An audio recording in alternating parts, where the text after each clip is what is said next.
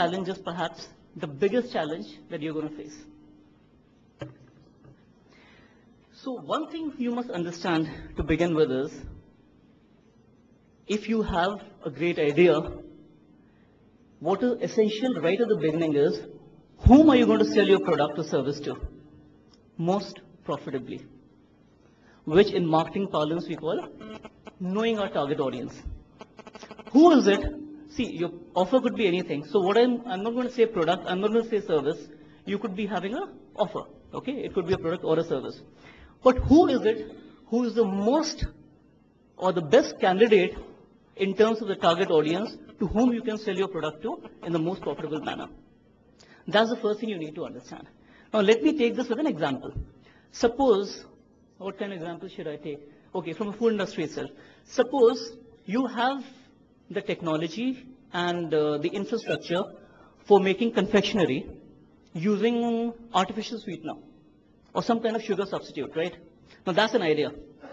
Now who is your target, most obvious target segment here? Let's make this interactive, come on. Okay, so first, most obvious is the large diabetic population of India. Now secondly, is there any other target segment that you look at? The health conscious or the fitness conscious segment, right? So two segments that you can look at where possibly there's a market for your product. Having understood this, the second thing you must understand is, of that target segment, what is the need, the most basic need that you can satisfy in a profitable manner? Taking your own example, the confectionery one. Now, what is the basic need here? For the diabetic segment, the basic need is a desire to indulge in what they want to have, what they crave to have, but in a safe manner without compromising on their health. Correct? That's the basic need. For the other segment, what is the basic need now? I'll need from you. Yeah. Is a desire to cut down on fat, cut down on calories, and maintain the fitness. So this is the basic need that has to be satisfied. So once you understand the target segment, simultaneously there's a need to understand the basic thing that you're trying to satisfy. And then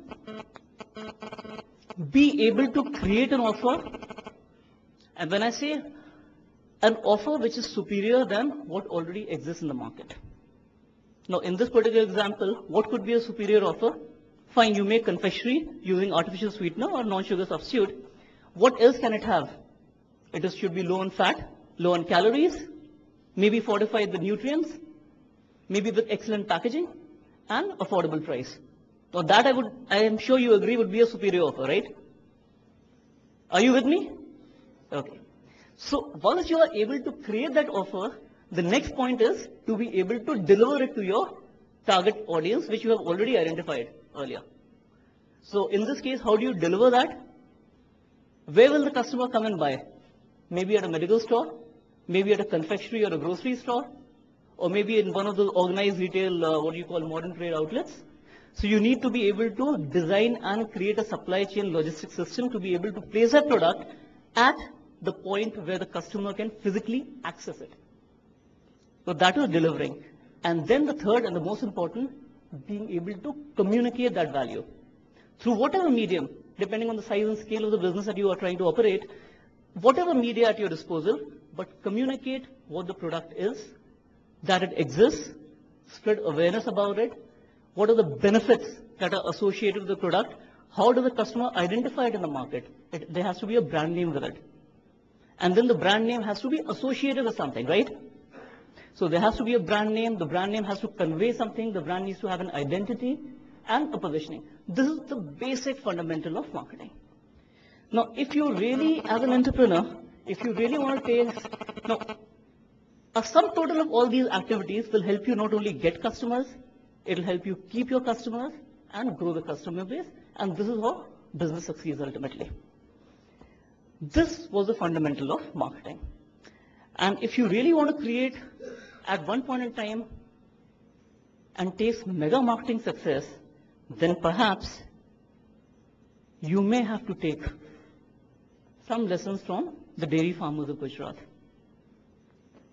And why am I saying this? Let me just quantify this. This is what they managed to create. When you talk about Amul, is a $2.2 billion organization today. Okay? And it's a big organization. It's a $2.2 billion brand. And it's got its own dairy plants, almost 40 of them. When we talk about Amul, we normally think about Amul in terms of, the dairies in Gujarat. But actually, Amul has manufacturing facilities spread all across the country, with distribution stretching across the length and breadth of India. And not only in India, but also in many countries across the world. They've got a whole full-fledged branch office in Dubai and distributors in just about every major country in the world. Now the question to be asked is, if there's a doubt in your mind, a niggling doubt that what are we talking about? We are talking about an organization of a size and scale that may not be comparable to the kind of business that you plan to run. Okay? So then is any of this worth it? Please keep in mind, when Amul started off, it was just a very small dairy in Anand, just handling 250 liters of milk. Today, it's a 12,000 crore organization. It is because they did something right to reach there. But when they started off with this, and then built up the business. So the question now remains, how did these people, whom you see on the screen over there, how did they manage to create a $2 billion organization? They are the owners. How did this small dairy handling just 250 liters of milk per day turn into a dairy giant handling 14 million liters of milk every day? And now, how did these people become recipients of some of the most prestigious quality award in the country? And how did they create a tiny acronym, AMUL, and convert it into one of India's most powerful brand icons? Everything started small. But with time and with good business practices and with good marketing skills and ability, they reached where they were. And most importantly, how did they manage to convert the most vulnerable section of our society into independent and successful entrepreneurs? Today, there are 3 million farmer families who are directly part of the Amul network, and across India, 15 million farmer households who benefit from the Amul model across the country. Who was the marketing guru who gave the first inspiration to the farmers? Yes. The original marketing guru who gave the marketing inspiration to the farmers to create this organization was this man. We call him the Iron Man of India, the architect of modern India. He is associated with a lot of other things, but not as a marketing guru. He was the man who first organized the farmers and inspired them.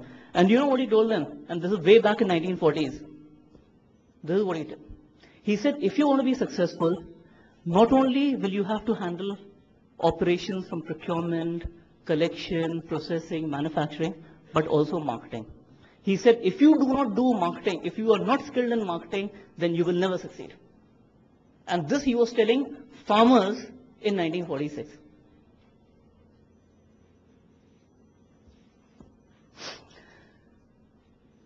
So obviously when they started off, and these were the early days of Amul, and you saw that photograph of that small dairy in Anand. When they started off, obviously there was a market for milk. Milk is an Indian product, right? It's a basic need of every human being.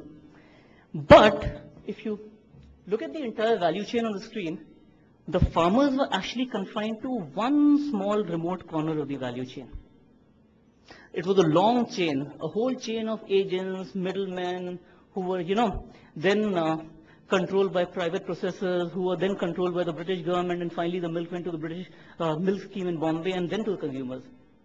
So when the farmers organized themselves into a cooperative, the first thing which happened was, by organizing their own dairy organization, dairy plant, they just cut off this chain of middlemen. And this is what the chain looked like. The important thing to note is they knew there was a market. And just to get the business started up initially, they were willing to supply milk in bulk as a commodity to whichever was the nearest market accessible to them to get the business up and running. And that is very important. When you have a business, the first thing is to get it up and running. There has to be an easily accessible market, maybe institutional, maybe industrial, maybe in bulk. Maybe you have to sell your product initially as a commodity and not as a brand. But you need to get the volumes running. You need to get your factory moving, right? So that was the first thing which they did. At that point in time, if you look at those two icons above, the product in terms of value-added dairy products were actually either imported or were manufactured by a handful of private dairies in India, like Paulson. So this was very important. They knew there was a market, and they were willing to first access that market to get their business up and running. Then the most important thing they ever did was they realized that this is where they can go on their own. Beyond this, they had to get expertise, professional expertise, marketing expertise and technical expertise. At the aspiration level, bringing in professionalism into the system, acquiring marketing expertise, helped them to define their vision very clearly. And the aspiration level went higher. They decided they no longer wanted to work only in commodity business.